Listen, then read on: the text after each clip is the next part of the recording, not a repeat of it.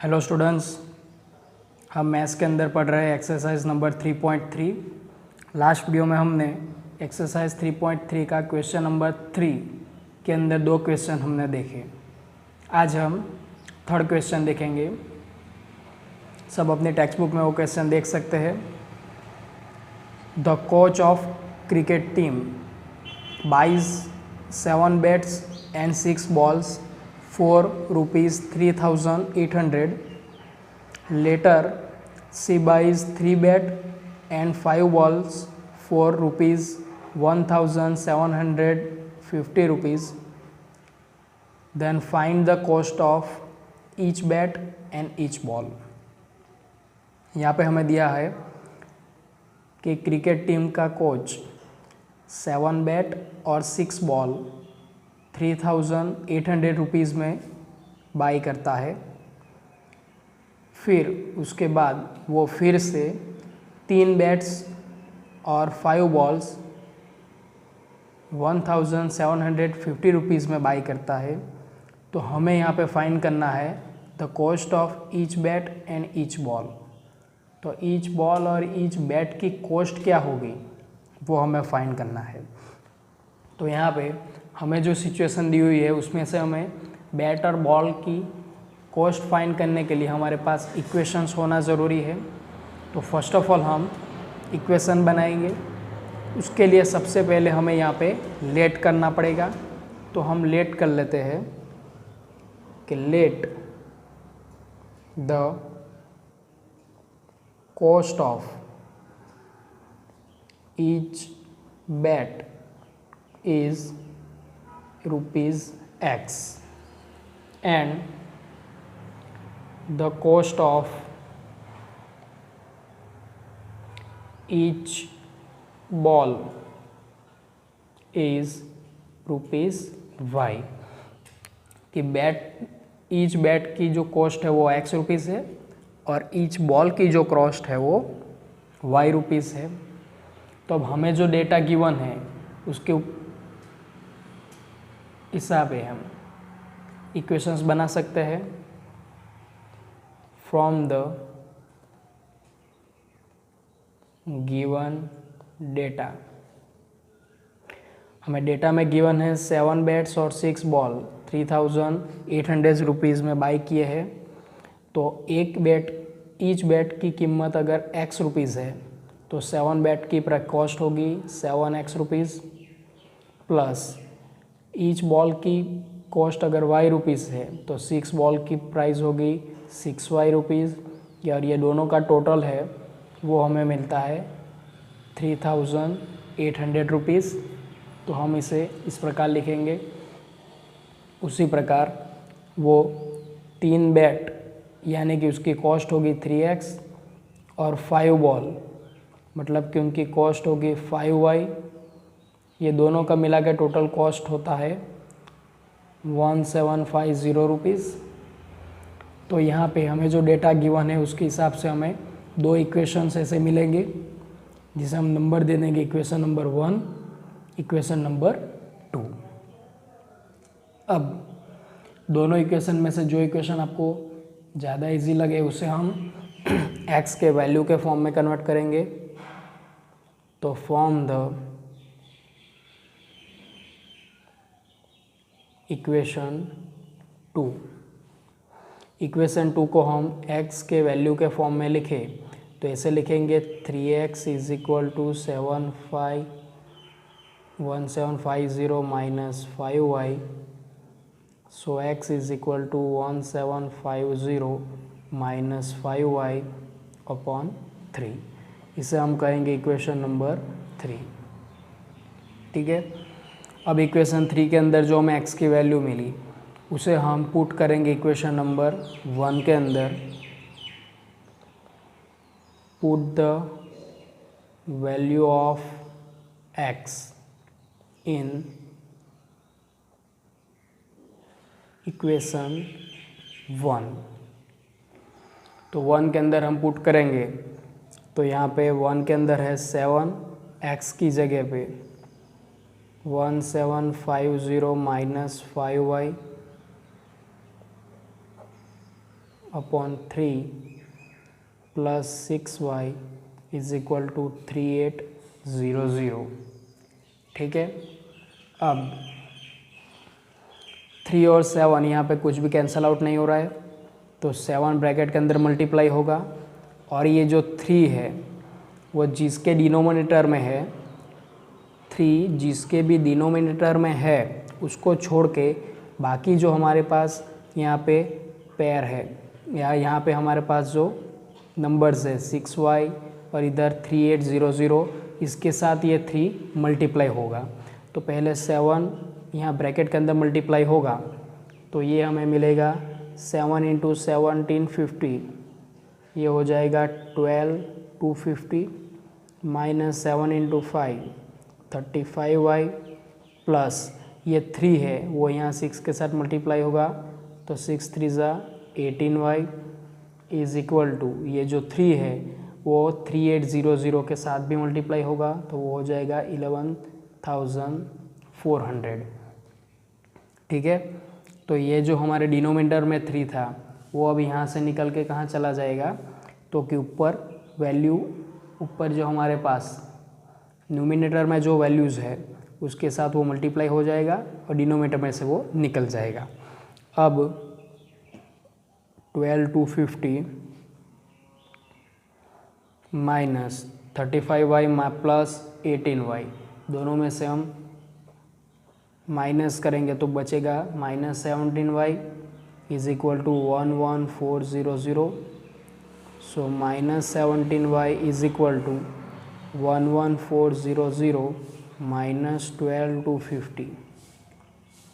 So minus 17y is equal to minus, दोनों के बीच में हम माइनस करेंगे तो यहाँ पे हमें मिलेगा 850, ये minus minus cancel, so y is equal to 850 upon 17। So y is equal to 17,585 और पीछे 0 है, तो y इज इक्वल टू हमें मिलेगा 50। ठीक है, अब ये y की जो वैल्यू हमें मिली उसको हम पुट करेंगे इक्वेशन नंबर 3 के अंदर, तो हमें x की वैल्यू मिलेगी। तो put the value of y in equation 3।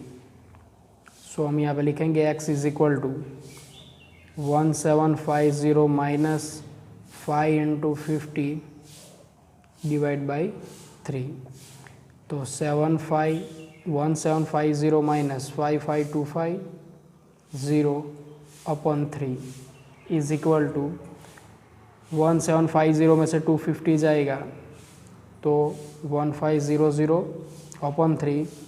So x is equal to हमें मिलेगा 500।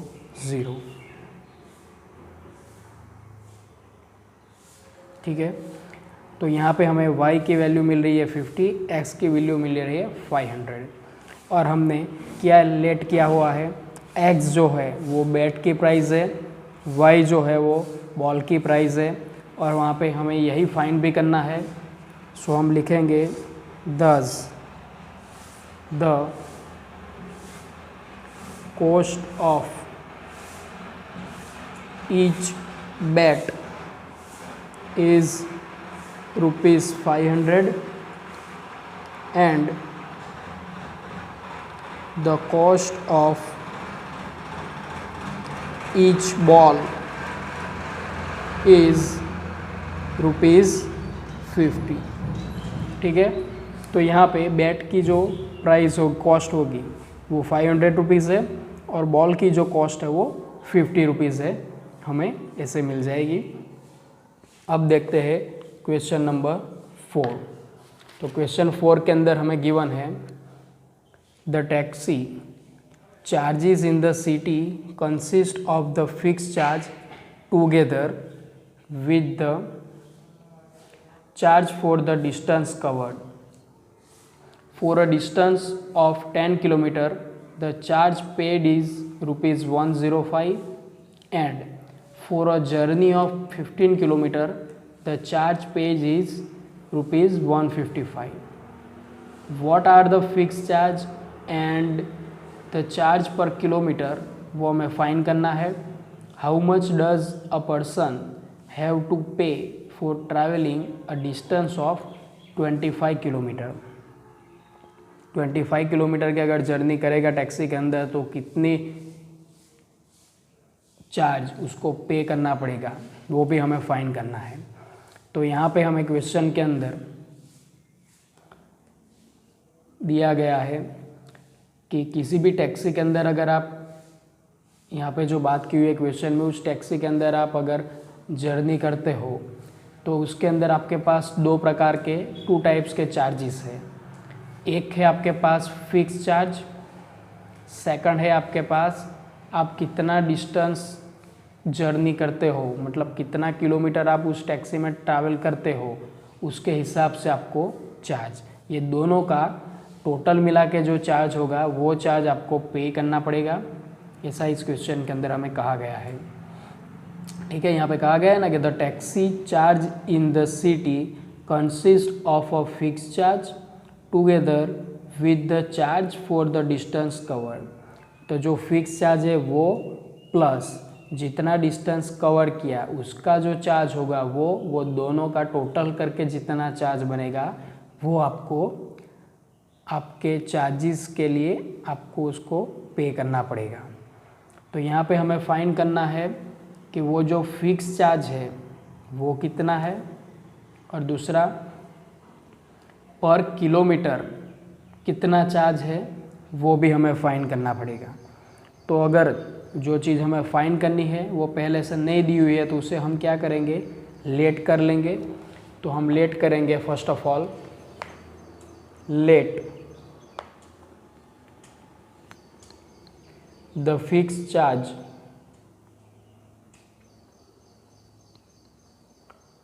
Is ₹X. ठीक है, and the charge for the distance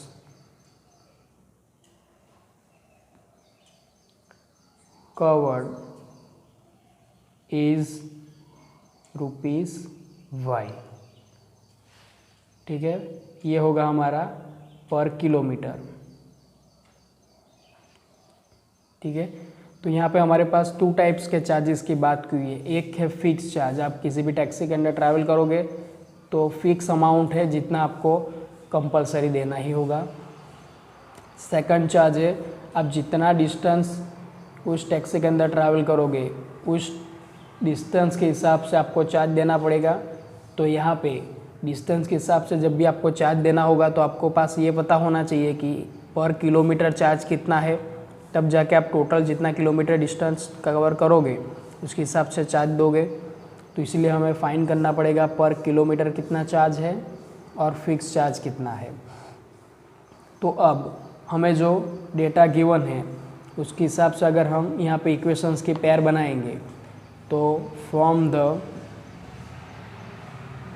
given data, हमें यहाँ पे क्वेश्चन में गिवन है कि for a distance of 10 kilometre the charge paid ₹105. 10 kilometre के लिए ₹105 चार्ज है. ठीक है, तो ₹105 चार्ज के अंदर हमारे पास 2 टाइप्स के चार्ज आएंगे, एक फिक्स चार्ज प्लस दूसरा 10 किलोमीटर के लिए जो चार्ज होगा वो दोनों का जब एडिशन होगा तब जाके टोटल ₹105 चार्ज हमें मिलेगा. तो यहाँ पे फिक्स चार्ज हमने लिया है X रुपीज़ प्लस डिस्टेंस के हिसाब से जो चार्ज है वो हमने लिया है Y रुपीज़. यहाँ पे डिस्टेंस कवर हुआ है 10 किलोमीटर, तो 10 किलोमीटर इंटू Y रुपीज़ मतलब वो टोटल 10 किलोमीटर का चार्ज हो जाएगा. और ये दोनों मिला के टोटल चार्ज कितना है तो वह है ₹105. तो जो डेटा हमें गिवन है उसके हिसाब से हमें फर्स्ट इक्वेशन मिलेगा x + 10y = 105. उसी हिसाब से हमें सेकंड डेटा गिवन है कि for a journey of 15 kilometre charge paid is 155 rupees. तो again fix charge x rupees plus 15 kilometre journey के लिए चार्ज है 155 टोटल मिला के, ठीक है। Fix charge x 15 kilometre journey, 1 kilometre का y रुपीज़ चार्ज, तो 15 किलोमीटर का 15 इंटू वाई रुपीज़ चार्ज, और x टोटल मिला के चार्ज पेड करना पड़ रहा है 155 रुपीज़। तो ऐसे हमें यहाँ पे दो इक्वेशंस मिलेंगे, इक्वेशन 1 एंड इक्वेशन 2। अब दोनों इक्वेशन में से एक इक्वेशन को हम x के वैल्यू के फॉर्म में लिखेंगे। तो हम लिखते हैं from the equation 1 x is equal to 105 minus 10y, इसे हम कहेंगे इक्वेशन नंबर 3। अब ये इक्वेशन 3 की में जो x की वैल्यू हमें मिली है उसे हम पुट करेंगे इक्वेशन नंबर 2 के अंदर। Put the value of x in equation 2। So यहाँ पे x की जगह पे 105 minus 10y is equal to 155। So minus 10y is equal to 155 minus 105।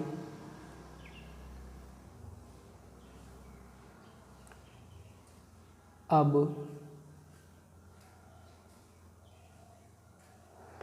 यहाँ पे वो x की जगह पे हमने वैल्यू रखी है 105 माइनस 10y। यहाँ पे और भी है हमारे पास प्लस 15y, प्लस 15y अभी हमारा यहाँ पे बाकी है तो वो भी लिख देंगे।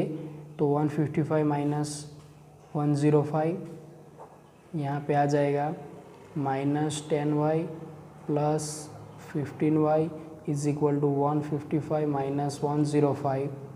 सो 5y is equal to 50। So y is equal to 50 upon 5। So y is equal to 10। तो यहाँ पे हमें y की वैल्यू मिल रही है 10। y हमने लेट किया है charge for the distance covered.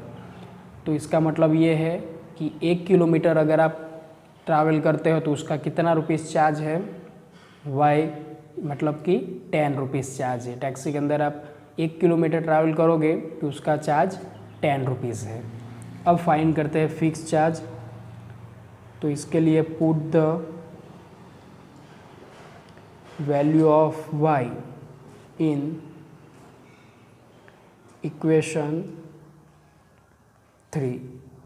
तो x is equal to 105 minus 10, y की जगह पे 10, तो 105 माइनस 10 10 100। सो यहाँ पे हमें x की वैल्यू मिल रही है 5 रुपीज़, ठीक है। तो अब टैक्सी के अंदर अगर आप ट्रैवल कर रहे हो तो आपके पास फिक्स चार्ज है जो आपको पे करना होगा, वो है 5 रुपीज़। डिस्टेंस के हिसाब से आपको जो चार्ज का पेड करना पड़ेगा वो है 10 रुपीज़। तो अगर आप 1 किलोमीटर ट्रैवल करते हो तो आपको चार्ज पे करना पड़ेगा 10 प्लस 5 यानी कि 15 रुपीज़। अगर आप 2 किलोमीटर तक ट्रैवल करते हो तो आपको कितना चार्ज पेड करना पड़ेगा, तो 2 इंटू 10 मतलब 20 प्लस 5 रुपीज़ फिक्स चार्ज मतलब 25। तो 2 किलोमीटर ट्रैवल करते हो तो आपको चार्ज पे करना पड़ेगा 25 रुपीज़, ठीक है। तो यहाँ पे हमें फिक्स चार्ज और डिस्टेंस चार्ज हमें मिल गया। तो हम यहाँ पे लिखेंगे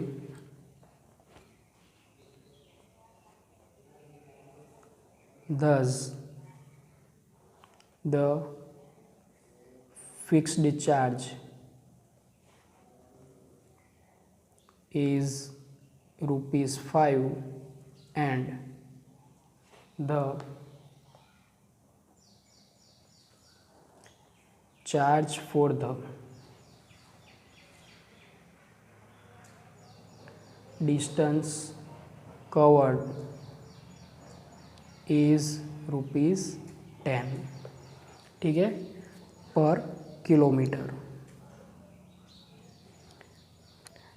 पर किलोमीटर हमें 10 रुपीज़ और फिक्स चार्ज 5 रुपीज़ हमें देना है। अब हमें यहाँ पे कहा गया है कि अगर हम 25 किलोमीटर ट्रैवल करते हैं तो उसके लिए हमें कितना चार्ज पे करना पड़ेगा। तो अभी हमने देखा कि जब भी आपको चार्ज पे करना होगा तो किस हिसाब से पे करोगे। आपको 25 किलोमीटर तक ट्रैवल करना है, 1 किलोमीटर का चार्ज है 10 रुपीज़, तो 25 किलोमीटर का कितना होगा 25 इंटू 10 मतलब 250 और उसके अंदर ऐड हो जाएगा फिक्स चार्ज 5 रुपीज़। सो 250 प्लस 5 मतलब 255। तो यहाँ पे 25 किलोमीटर ट्रैवल करने के लिए आपको कितना रुपये देने पड़ेंगे, तो ₹255 आपको देने पड़ेंगे। इसको आप कैसे लिखोगे, तो यहाँ पे लिखेंगे हम so the total charge to be paid for travelling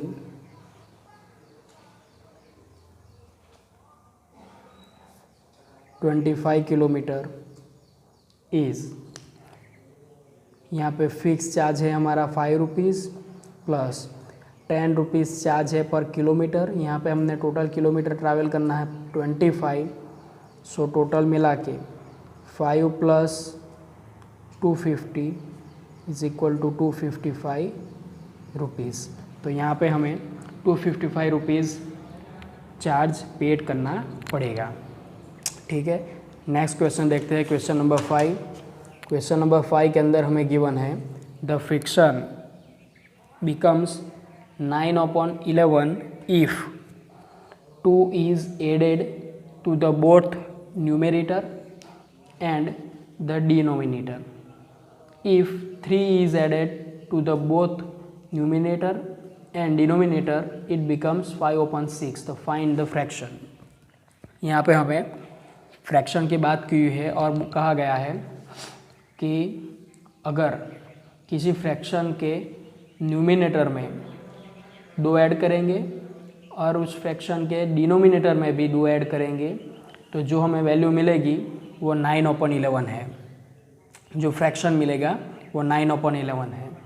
उसी प्रकार अगर हम न्यूमिनेटर में 3 ऐड करेंगे और डिनोमिनेटर में भी 3 ऐड करेंगे तो जो हमें फ्रिक्शन मिलेगा वो मिलेगा 5/6। तो वो कौन सा फ्रिक्शन है वो हमें फाइंड करना है। तो इसके लिए हमें फर्स्ट ऑफ ऑल लेट करना पड़ेगा। तो हम लेट करेंगे, let the numerator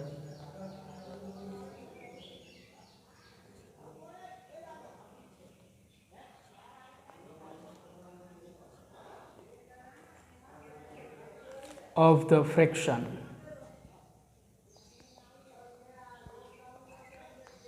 is x। हम लेट कर लेंगे कि अगर वो फ्रैक्शन का न्यूमिनेटर जो है वो x है and the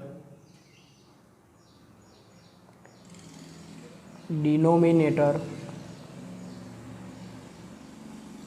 of the fraction is y, और डिनोमिनेटर जो है उसे हम y कहेंगे। तो यहाँ पे जो हमारे पास फ्रिक्शन बनेगा वो कौन सा बनेगा, then the required fraction is x/y। x/y हमारा मिलेगा। अब यहाँ पे फ्रॉम द गिवन डेटा में हमें गिवन है फ्रॉम द गिवन डेटा कि अगर न्यूमिनेटर में हम 2 ऐड करेंगे तो वो हो जाएगा x+2, डिनोमिनेटर में 2 ऐड करेंगे तो वो हो जाएगा y+2। तो जब ये ऐड करते हैं 2 तो जो हमें फ्रिक्शन मिलता है वो मिलता है 9/11। ठीक है, ऐसा हमें क्वेश्चन में दिया गया है। तो यहाँ पे हमें फ्रिक्शन मिलेगा x + 2 upon y + 2 is equal to 9 upon 11। अब इसको हम क्रॉस मल्टीप्लिकेशन करके इसको इक्वेशन के फॉर्म में कन्वर्ट करेंगे। तो यहाँ पे क्रॉस मल्टीप्लिकेशन होगा 11 का x + 2 के साथ मल्टीप्लाई और y + 2 का 9 के साथ मल्टीप्लाई। तो यहाँ पे 11 इंटू x + 2, 9 इंटू y + 2, तो 11x + 22 is equal to 9y + 18। So 11x minus 9y is equal to 18 minus 22, so 11x minus 9y is equal to -4। इसे हम कहेंगे इक्वेशन नंबर 1। ठीक है, हमें फर्स्ट इक्वेशन यहाँ पे मिल गया। अब सेकंड जो हमें दिया हुआ है उसे हम देखते हैं। तो सिमिलरली सेकंड हमें कहा गया है कि अगर न्यूमिनेटर में 3 ऐड करेंगे और अगर डिनोमिनेटर में भी 3 ऐड करेंगे तो जो फ्रिक्शन बनता है वो है 5/6। ठीक है, तो इसको हम क्रॉस मल्टीप्लाई करके इक्वेशन बनाएंगे। तो 6 into x + 3 is equal to 5 into y + 3। So 6x + 6 3 = 18, 5y + 15। So 6x minus 5y is equal to 15 minus 18। So 6x minus 5y is equal to -3। इसे हम कहेंगे इक्वेशन नंबर 2। अब first and second both equation में से जो भी easy equation हो उसे हम x के वैल्यू के फॉर्म में लिखेंगे। तो from the equation 2, 6x is equal to -3 + 5y, so x is equal to -3 + 5y upon 6। इसे हम कहेंगे इक्वेशन नंबर 3। अब put the value of x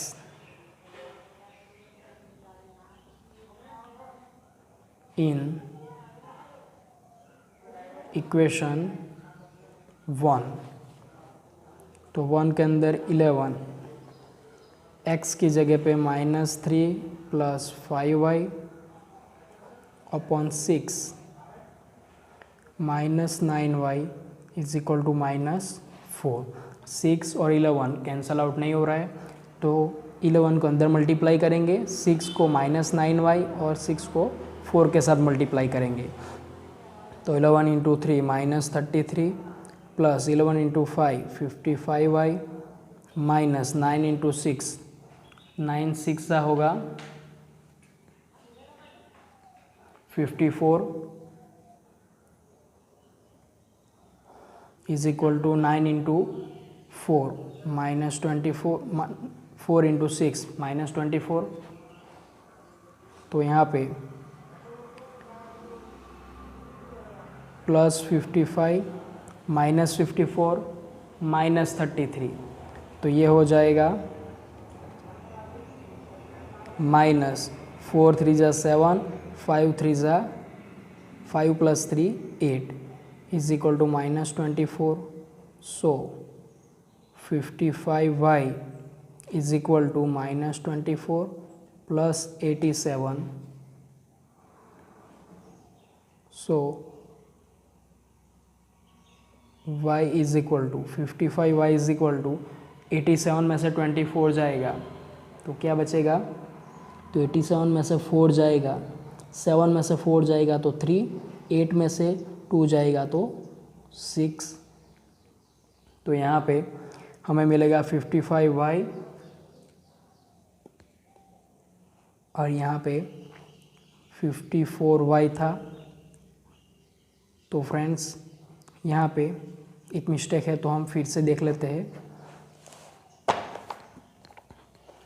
यहाँ पे 11 अंदर मल्टीप्लाई होगा तो -33 plus 55y minus 54y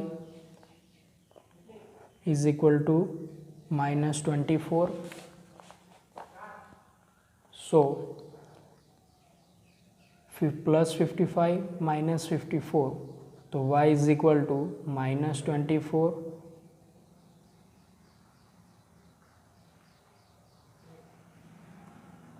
plus 33, so y is equal to 9।